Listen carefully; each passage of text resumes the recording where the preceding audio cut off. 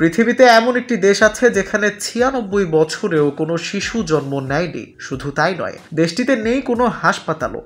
ভাবতে পারেন একবিংশ শতাব্দীতে এসে বিশ্বের কোনো দেশে হাসপাতাল ছাড়া চলতে পারে নাকি? হ্যাঁ, এমন দেশটি হলো রোমান ক্যাথলিক ধর্মাবলম্বীদের দেশ ভ্যাটিকান সিটি, যেটি বিশ্বের ক্ষুদ্রতম দেশ হিসেবে স্বীকৃতি পেয়েছে। এই দেশে কোনো হাসপাতাল নেই এবং ৯৬ বছরে সেখানে একটি শিশুও জন্মগ্রহণ করেনি।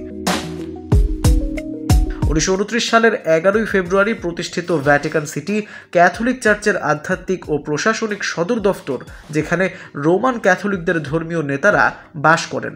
অসংখ্য অনুরোধ সত্ত্বেও আজ পর্যন্ত ভ্যাটিকান সিটিতে কোনো হাসপাতাল তৈরি করা হয়নি। দেশটিতে যদি কেউ গুরুতর অসুস্থ হন বা কোনো গর্ভবতী নারীর প্রসব বেদনা শুরু হয়, তবে তাকে পাশের শহর রোম তথা ইতালিতে পাঠিয়ে দেওয়া হয়। চিকিৎসা শেষে ব্যক্তি নিজে দেশে ফিরে আসেন।